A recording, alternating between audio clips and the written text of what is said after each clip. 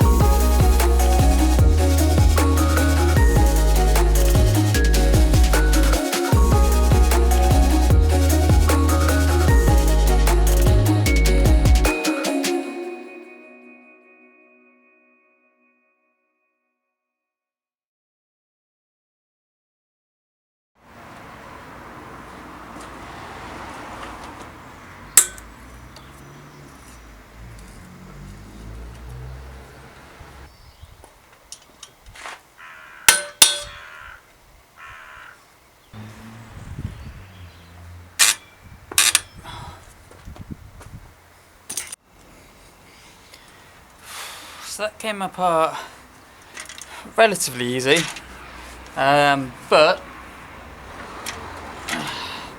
seat post is seized, so that's going to take some work to get out. I've noticed the rear wheel, obviously I knew the front wheel had been replaced, but the rear wheel you have to pull apart the dropouts to actually get the rear wheel back in. Oh my god, yeah, that's seized, okay. And handlebars, the stem appears to be seized in there as well. Oh joy. So oh yeah, and all the clamps across the top tube are seized, and all the pump pegs are seized. Bottom bracket I've still got to get out, so yeah, joy. There's going to be a lot of fighting with this now. Hopefully just a good soaking. I don't know, I was going to originally, when I first made this video, or made the introduction, was going to save the paint as it is, but if I have to start burning stuff, heating stuff up, that's not going to work. So I'll try soaking everything first, see if it frees it. If not, I'm going to have to get the blowtorch out and burn the paint.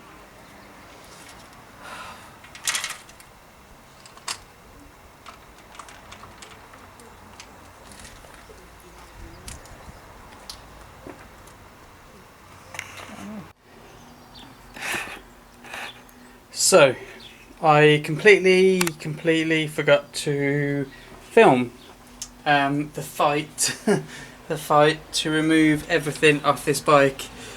I've just realised that in the last clip I'm there struggling, stem won't come out, seat post won't come out, and this took a lot of doing to get out. As you can see, all the paint is now burnt off. Seat post is now free. How did I get this out?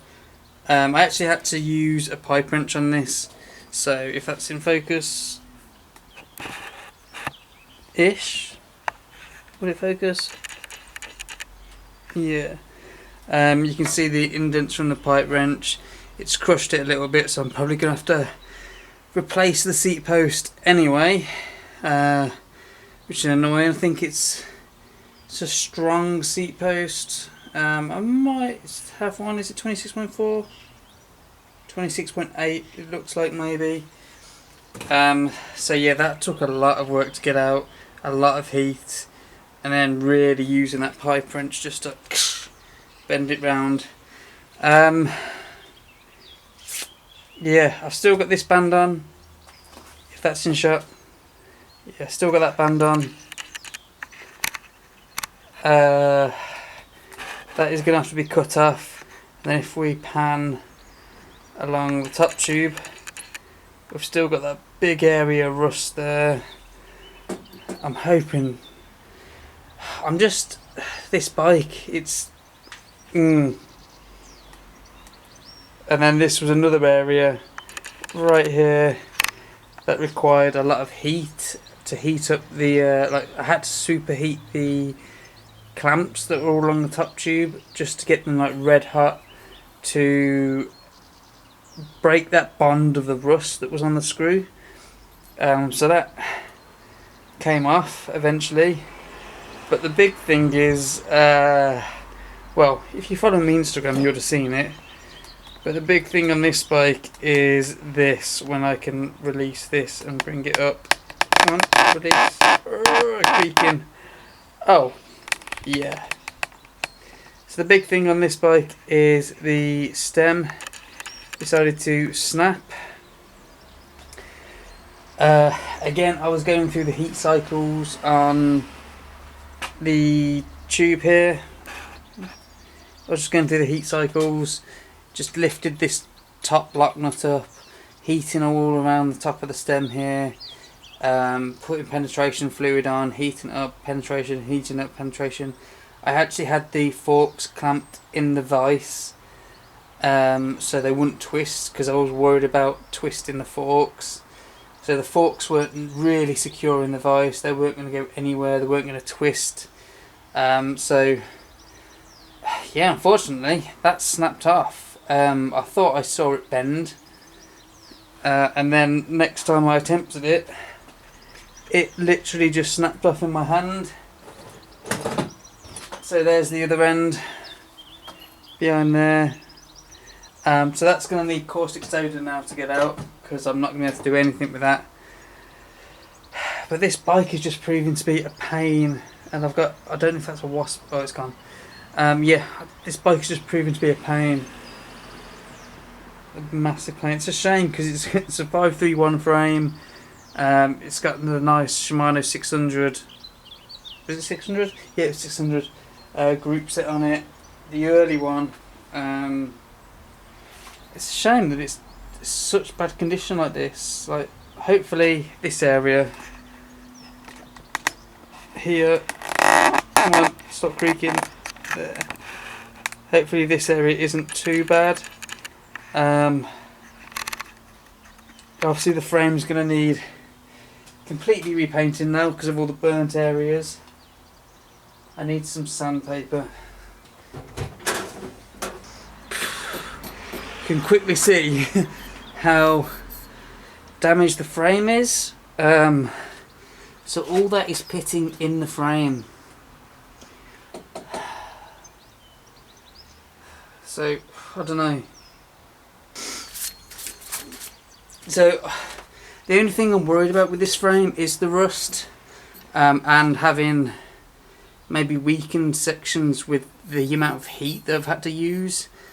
This is still smooth. There are a couple of pit marks in it, but with it being 531 tubing, it's a bit thinner than normal, hence the lighter. So I just don't want to do this whole bike up and then sell it on to someone, because obviously it's a bit too big for me, only for it to snap. I do not want that to happen. So I need to investigate all this, but first we need to get that stem out. That's going to be caustic soda. Melting it out is going to be horrible. Joy.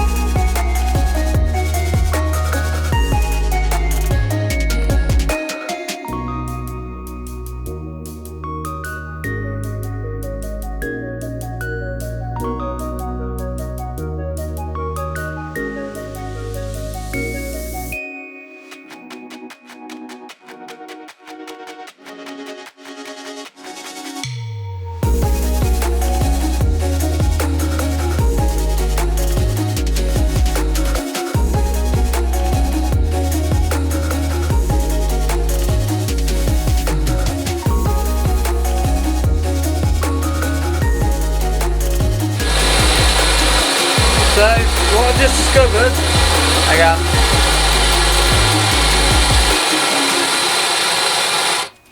So what I've just realised is that blowtorch works really well at stripping the paint because it's so old and crusty. Well, yeah, heating up that bottom bracket shell to get that off. I just used a wire brush to do that, and then if I come around here, I've just tested it on this part, and it's come right off. The paint's come literally right off. So if I do that part now, I'll be able to demonstrate how easy it is. And it's a lot easier and cleaner than using Nitromors for one. So we'll see how well I can strip this down, but you can see all the pitting that's underneath. So I've just got this butane propane mixed blowtorch from Halford.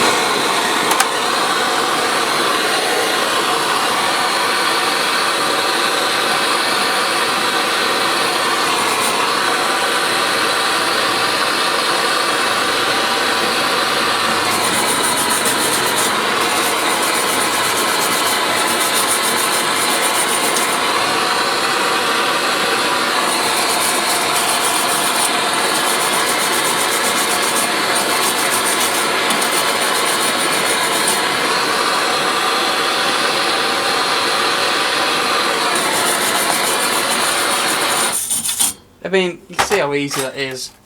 How easy is that to come off?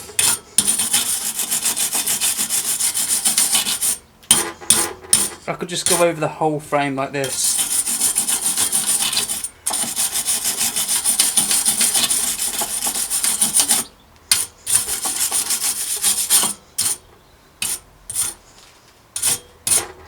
Revealed a patch of rust there. But that was easy. Just to do that small little area, seconds. Probably still have to wear a dust mask and all that sort of stuff. But yeah, I might just go over the whole frame like this. It will remove the paint, but it will probably leave all the rust, and then we'll see what it's actually like.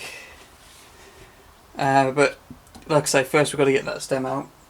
That is the hot. That is hot. I left my finger on that.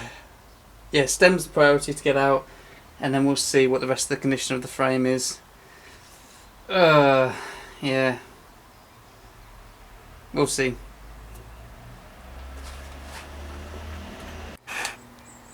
I think you might have seen in previous clip.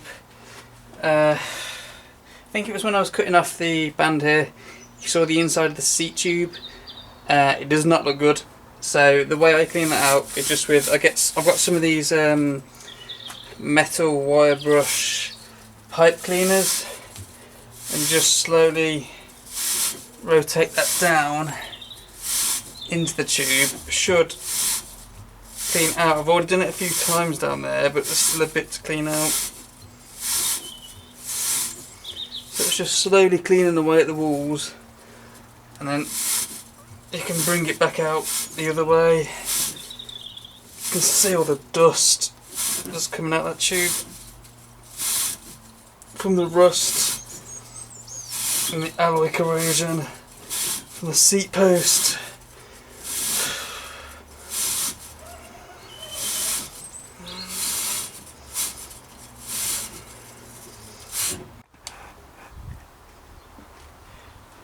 One thing I noticed about this bike when I got it, didn't have the correct wheel set on it, but also the wheel set that's been put on it is actually too big for the dropouts, so you can't actually just slide it in there.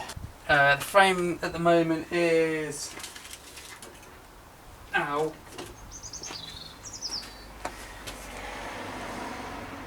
only 120mm. The wheel is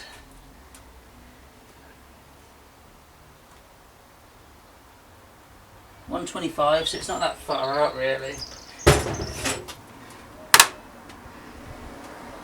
So what you want to do for that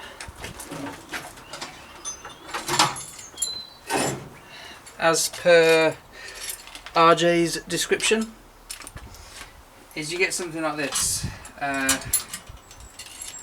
Just wind it in a bit. No, still too narrow, still too wide. So you get something like this. This is just an M8 threaded rod, washers, just to support the ends a little bit. And can you see it? No, on this end there's a bunch of nuts with a vice clamp on it. On this end we've got the spanner and the nuts, and if I just wind this side up until it expands, we're going to expand it out and widen those dropouts. Because 120 isn't enough, and as RJ says again, you cannot go to just 125 because of the elasticity of the steel is just going to spring it back. So at the moment we're at 142. So I've took it to 142 mil. If I just check that now by undoing it, and this was at 120, so it's not moved at all. I might have moved 1 mil. So I've got to take it more than 142. That's how much you have to stretch these frames out. You'll be able to do this fairly safely with a steel frame, depending on the quality of it, I guess. Carbon, no. Aluminium, no. Titanium, no. Just steel. What are we at now? So I'm at 153. Okay, so let's try that. Also, let's hope that the frame stays in line. I don't have a frame checking gauge at the moment. Took me from 120 mil to 124. Let's just check the wheel.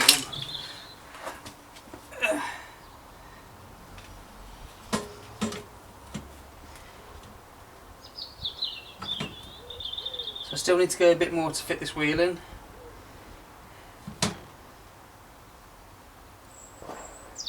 I can obviously just part the wave slightly and pull it in, hopefully. Why in this go? There. So I could just part them and pull them. I just want to take it a little bit more.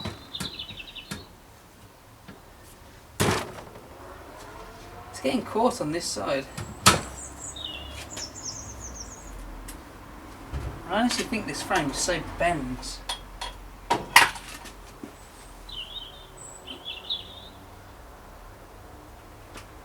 Has it been repaired?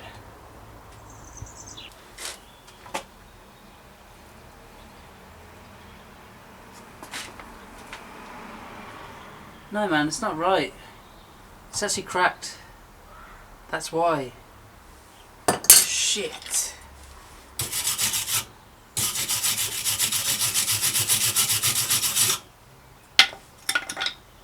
Yeah. Okay. Frame is no good. So I had trouble with this frame anyway. I had trouble getting it out, getting the wheel out, and it was also a case that the rear dropouts had been stretched and ridden on for I don't know how long previously, but there's definitely a bend in this dropout. I mean, it should be square, but you can see the damage done anyway. The thing it was getting caught on was this. There's a crack that runs through this dropout, so you could always get that welded up. I've done it before, it's been welded up and strengthened, but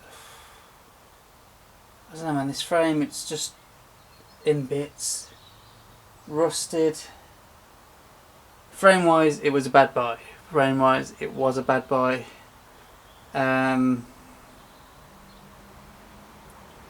Gear wise it's a good buy. There's a lot of nice gear on it, but unfortunately I think this frame is not gonna get the restoration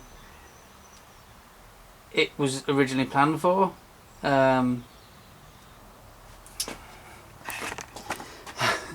I've also just noticed, you can't really see it from this angle, but the pump pegs are not in line, the bottle cages are not in line. So I don't know if they were a later addition by someone, but they've not been centered at all. They are not in the center of the tube. Because if you look down here, the ruler ends up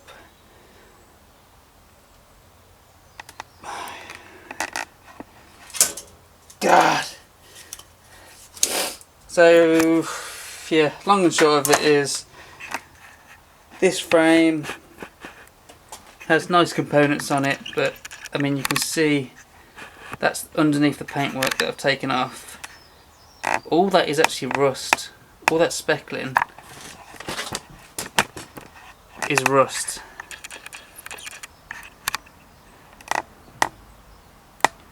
That's clean metal, that strip. Where there was potentially, I think, a cable guide. Yeah, there was a cable guide on there. Obviously, the top as well has it. Top's got rust all over it. Top tube, rust. And then there's all this that's still left uncovered.